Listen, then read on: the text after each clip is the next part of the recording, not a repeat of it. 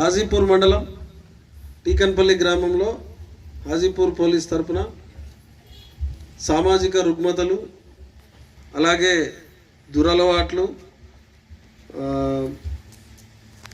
మత్తుమందులకు బానిసైతున్న యువత,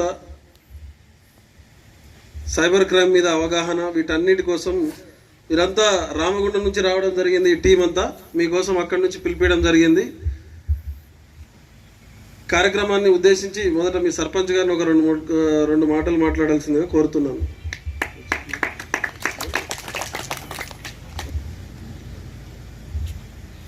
ఈ కార్యక్రమం గ్రామంలో ఏర్పాటు చేయడానికి అంటే ముఖ్య ఉద్దేశం ఏంటంటే, మొదటిగా ఇంతకుముందు డయల్ 100కి ఫోన్ చేస్తుండే, మీకు పోలీస్ హెల్ప్ కావాలన్నా, ఇంకా తర్వాత అంబులెన్స్ అంటే 108కి, ఫైర్ అంటే 104, అట్లా 102కి చేస్తుండే. ఇప్పుడు అన్నీ కలిపి ఒకటే నెంబర్, టోల్ ఫ్రీ నెంబరు చేయడం జరిగింది. డయల్ 112 చేస్తే ఏ సర్వీస్ అయినా ఒకటి కాల్తోనే అన్నీ అందుబాటులోకి వస్తాయి. వెంటనే అన్ని డిపార్ట్మెంట్ల వారు రెస్పాండ్ అవుతారు. తర్వాత రెండో విషయం వచ్చేసి, ఇప్పుడు గ్రామాలలో డ్రగ్స్ అంటే గంజాయి అనేది బాగా విస్తరిస్తుంది.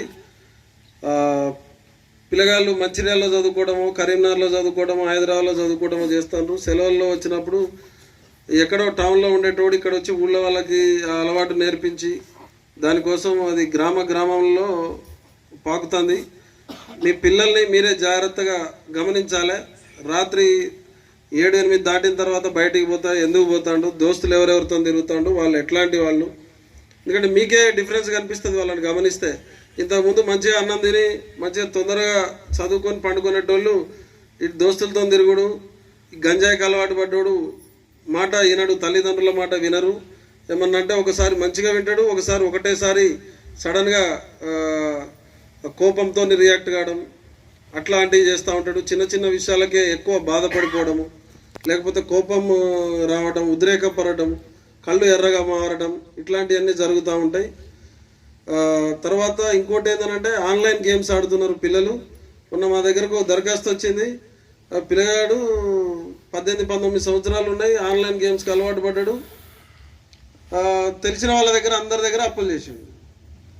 వాడు పైసలు అడగడానికి వస్తాడు, తల్లిదండ్రులను ఇబ్బంది పెడతాను.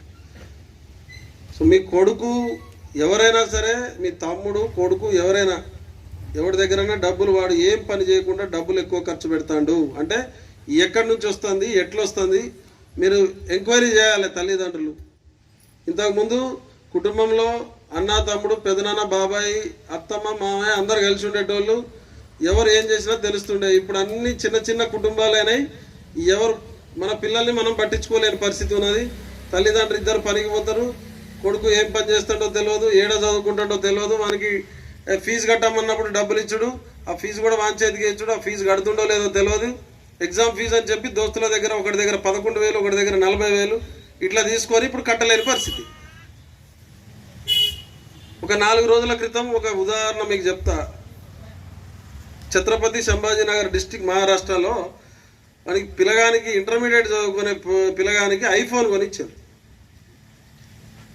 ఐఫోన్ కనీసం 70,000 రేటు పెట్టని, దానికంటే తక్కువ ఉండదు, పైకే ఉంటుంది. ఈఎంఐ కట్టలేకపోతాడు. ఈఎంఐ కడతావా లేదా అని, నేను చచ్చిపోతా అని చెప్పి కొండపైకి పోయాడు కొడుకు. కొండపైకి పోయి నువ్వు కట్టకపోతే నేను చస్తా, కట్టకపోతే చస్తా అని బెదిరించుడు. బెదిరిస్తే ఒక్క కొడుకు, సరే పోనీ తేరా ఎట్లనే చేసి కడతారా అని చేయి పట్టుకొని లాగడానికి ముందు తీసుకపోతే వాడు వెనక్కి జరిగాడు. తండ్రి కొడుకు ఇద్దరు తల్లి కళ్ళ ముందే కొండ మించి జారిపడి చచ్చిపోయారు. ఆ తల్లి కూడా దూకింది. 2 రోజుల క్రితమే జరిగింది ఈ సంఘటన. టీవీలలో, పేపర్లలో వచ్చి ఉంటుంది. అంటే పిల్లగాళ్ళని మనం చక్కగా పెంచకపోతే ఏం పరిస్థితి అవుతుంది? రేపు పొద్దున చేతికి అందిన కొడుకు, చెట్టంతున్న కొడుకు ఇట్లాంటి దుర్వ్యసనాలకి, అప్పులకి బానిసయ్యి, ఆన్లైన్ గేమ్స్కి బానిసయ్యి, రేపు పొద్దున మనకు ఉపయోగం రాకుండా మళ్ళా నువ్వు వాడిని జీవితాంతం మళ్ళీ తల్లిదండ్రులే పోషించే పరిస్థితికి వస్తుంది. తర్వాత ఇంకోటి సైబర్ క్రైమ్ ఒకటి. ఈ మధ్య జనాభా లెక్కలని కానీ లేకపోతే ఓటర్ల జాబితా అని కానీ రైతు బంధు అని కానీ రైతు బీమా అని కానీ ఎవరైనా గవర్నమెంట్ బ్యాంకుల నుంచి అని కానీ ఏమన్నా ఫోన్ చేసి మీ ఆధార్ కార్డ్ నెంబర్లు ఓటీపీలు ఎవరన్నా అడిగితే దయచేసి చెప్పకండి. ఉన్న బుద్దిపల్లి దర్గా గ్రామం నుంచి ఒక కంప్లైంట్ వచ్చింది. మెసేజ్ వచ్చిందట, బజాజ్ ఫిన్ సర్వీస్ 2 లక్షలు లోన్ ఇస్తామంట. లోన్ ఇస్తామంటే ఏం చేయాలి?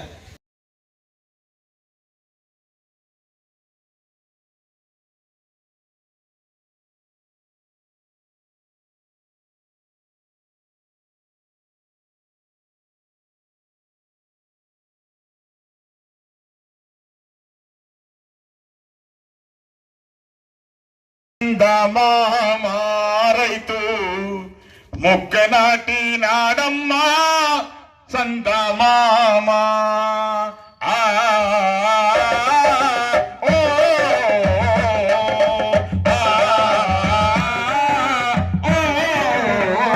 అన్నదాత ఎవరంటే ఎవరు? రైతన్న. ప్రపంచానికి మరి ఆకలి తీర్చు, ప్రపంచానికి కడుపు నింపుతూ మరి 3 పూటలే చక్కగా 5,000తో మనం కడుపు నింపుకొని హాయిగా మన భార్య పిల్లలతో ముందుకెళ్తా ఉన్నామంటే మన రైతన్న గ్రామాన పల్లెలో మరి ఎండనక వాననక చలనక కష్టపడుతూ రకరకాల మరి పంట దినుసులు పండించుకుంటూ మరి మార్కెట్ లో మన గురించి మరి ఉంచితే తప్ప మనం అందరం కూడా తీసుకొని ఈ రోజు మన కుటుంబాన్ని నడిపించుకుంటూ హాయిగా కమ్మగా తినుకుంటూ మనం హ్యాపీగా బతకగలుగుతున్నాం. పండించి పంచుతా ఉంటాడు. ఒక్కసారి మరి మా రైతన్నను స్మరించుకుంటూ రైతన్నను పొగుడుకుంటూ రైతన్న కష్టాన్ని మన పాట ద్వారా తెలుపుకుంటూ మనం పాటతో మనం రైతన్న పాట ముందుకెళ్దాం. మరి ఆ రకంగా మనం ముందుకెళ్లే ముందు ఒక్కసారి మనకు కడుపులు నింపి మనకు కడుపు నిండా తిండి పెట్టి మన రైతులకు ఒకసారి గట్టిగా మనం అందరూ కూడా చప్పట్లు కొడదాం. ఒకసారి గట్టిగా అందరూ కూడా గట్టిగా చప్పట్లు కొట్టాలి. ఎంత పెద్ద ఉద్యోగస్తులైనా కూడా మరి ఆ రైతన్న సంపాదించిన ఆ దినుసులు తిని మాత్రమే బతకాలి. మరి అతనికి వచ్చే 1,00,000 2 లక్షల రూపాయలు ఉన్నాం. అదే పద్ధతిలో మరి మనం అందరం ముందుకెళ్ళాలి. ఆ రైతన్నను మనము మరి కాపాడుకోవాలి. రైతన్నకి ఎక్కడ బాధ వచ్చినా కూడా మనం రైతన్నకు అండగా ఉండాలి. మా పోలీసు వారు, మా సార్లు చూస్తూ ఉంటారు, మా ఏసఐ గారు అందరూ నైట్ పెట్రోలింగ్ లో రైతుకి ఎక్కడైనా మనకి మీరు చూస్తూ ఉంటారు రకరకాల సీడ్స్ వస్తూ ఉంటాయి. మన పంట పొలాలకు సంబంధించిన రకరకాల యూరియాలు వస్తూ ఉంటాయి, అందులో కల్తీ వస్తూ ఉంటాయి. మన గ్రామానికి చేరక ముందే మాకు ఇన్ఫర్మేషన్ పెట్టుకొని దొరకబట్టి ఆ రైతుకు కల్తీ విత్తనాలు కానీ కల్తీ యూరియా కానీ చేరకుండా వాళ్ళని కట్టడి చేసి జైలుకు పంపుతా ఉంటాం. ఎక్కడ కూడా రైతన్న బాధపడద్దని చెప్పి. కాబట్టి అదే పద్ధతిలో మనం కూడా రైతులను కాపాడుకోవాలని చెప్పి తెలియజేస్తూ మరి అదే విధంగా ఈ కార్యక్రమానికి పూర్తి సహాయ సహకారాలు అందించిన మన గౌరవ సర్పంచ్ గారికి కూడా మా హాజీపూర్ పోలీసు వారి తరఫున, మన గ్రామం తరఫున, మా రామగుండం పోలీస్ కళా బృందం తరఫున ఒక్కసారి గట్టిగా చప్పట్లు కొట్టుకున్నాం. Thank you madam. కూర్చున్నాం. సార్ వచ్చినాక మనకు మరి నాడమ్మా